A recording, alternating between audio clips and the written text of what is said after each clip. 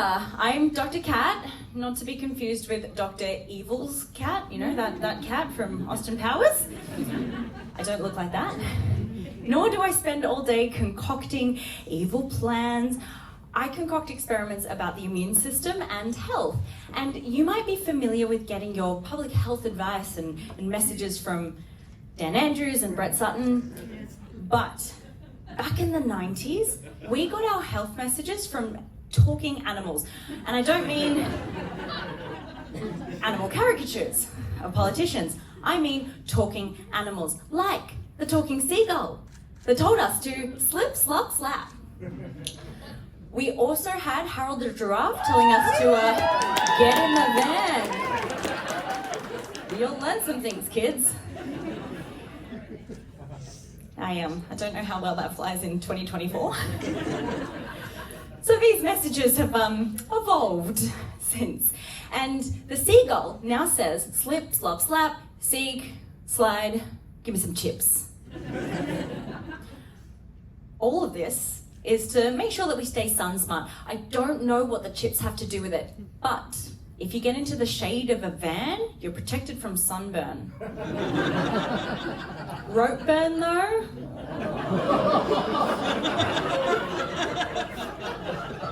Sorry. This talk is rated 30 plus. SPF 30 plus. So, if you slop on that SPF and you wear your sunscreen, you're usually protected from the sun and you don't go red. I got a little bit backwards. I went really red.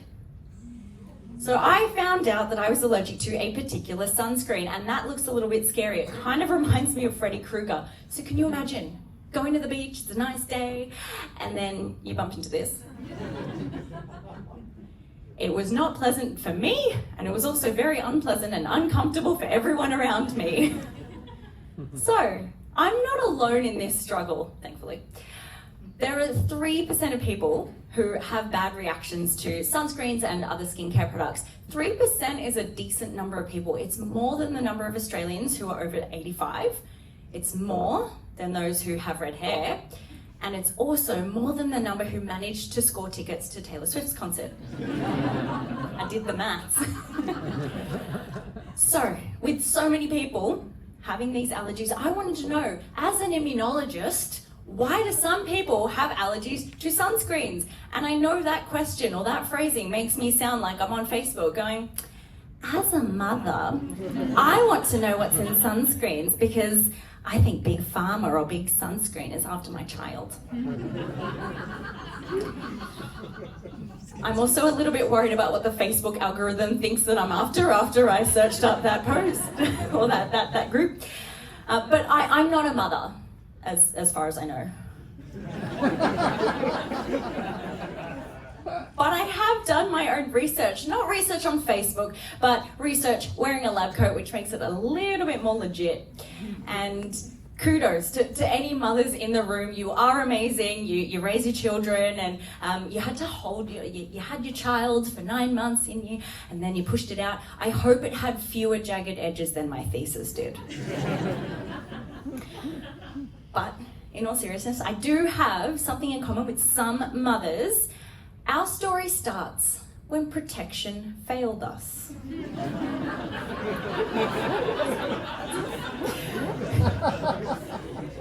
So, with my story, I'm the immunologist and I'm also the guinea pig.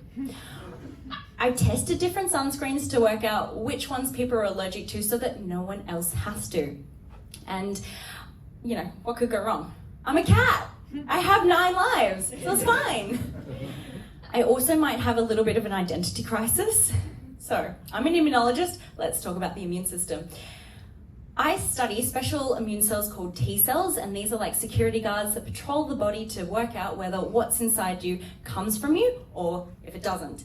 And if your T cells come across something that comes from outside your body, like invading bacteria and viruses, then they will attack. And they have different superpowers to do this. We have killer T cells, which shoot out ninja stars that enforce quarantine. We're all very familiar with quarantine now. You're isolated, you bake a lot of bread. But T-cell quarantine is even stricter than Melbourne's lockdowns. If T-cells see an infected cell, they will kill it because it can't spread the infection if it's dead.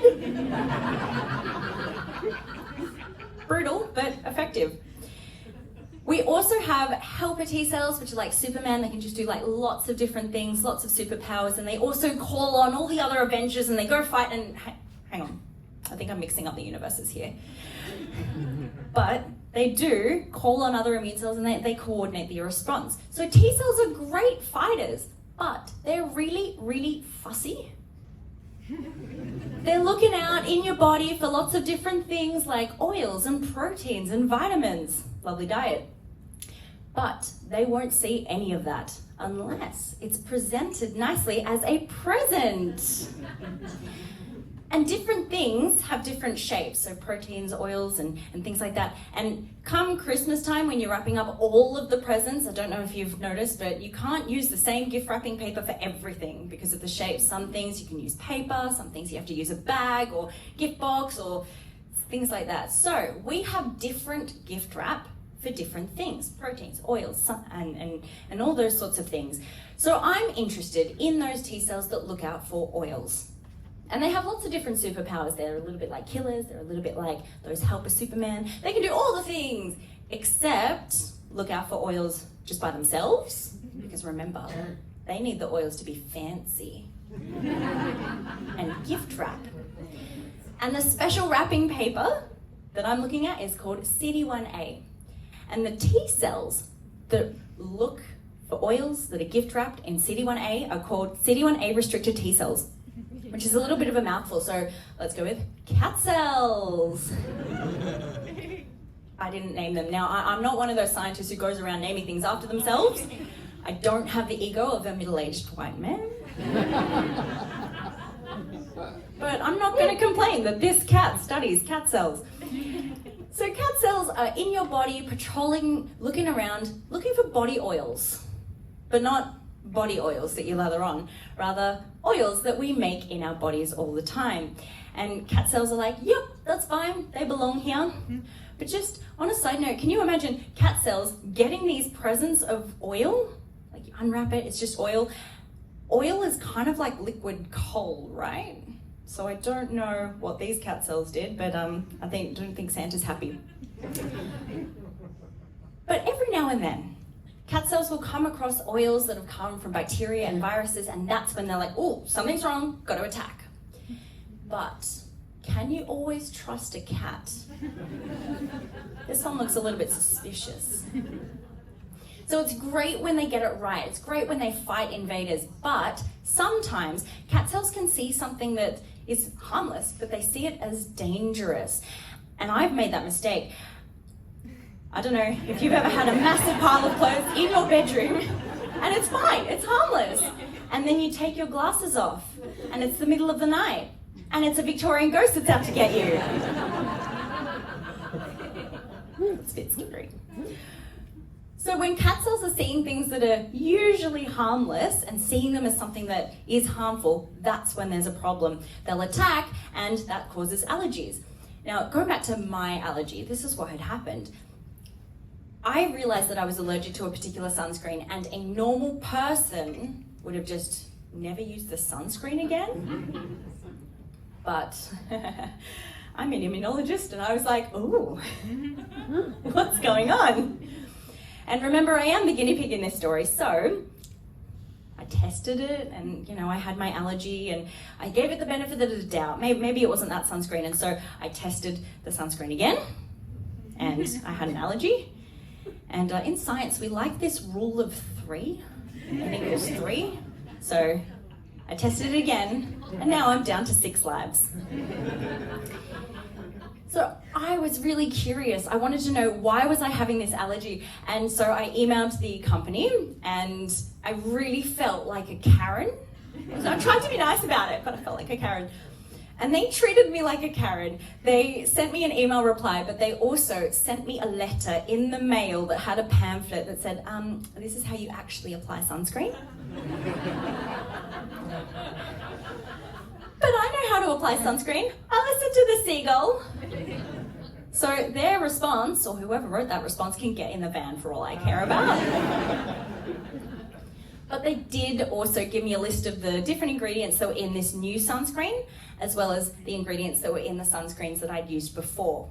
And I just did a little bit of a spot the difference. I was looking out for what ingredients were in this new sunscreen that weren't ever on my skin before. Perhaps that's what I was allergic to. And it came down to 2, and one of them was an oil that had the right kind of shape to be wrapped up by CD1A and presented as a gift to cat cells. I study cat cells. What a coincidence. So I bought the oil. It was like $5 to buy the bottle of the oil. So I bought the oil as well as the sunscreen, and I brought them into the lab, but I used like all the protection. I was like double gloved, long sleeves. I'm not letting this touch me again. And so I wanted to do 2 different things. I wanted to know, does this oil actually get wrapped up by CD1A? And it does. And my second question was, okay, if this oil is wrapped up by CD1A and then given to T cells or cat cells, will they react? And they did. They attack. So what my theory is now is that some people are putting this sunscreen on their skin, and that oil is wrapped up by CD1A, cat cells see it, and they attack because they think something's wrong. They think it's an invader. So they harness their superpowers and they call on other immune cells and they fight, and that causes an allergy. So now I'm allergic to lots of different sunscreens and skincare products, but yay, science! Now I've expanded my research to look at different medicines and different skincare products to work out what ingredients are people allergic to and why? Because no one should have to suffer for trying to slip, slop, slap. It's called skincare, not skin scare. And I want to leave you with a final public health message. And I said back in the 90s, they came from talking animals. So I'm gonna use a little spirit animal to help me here. I don't know why this image exists on the internet, but I think we've been through similar things. So I'm gonna leave you with this message, not from a talking animal, but from a singing cat. Some seagull once told me to slip, slop, slap some sunscreen, so I lathered it all over my head.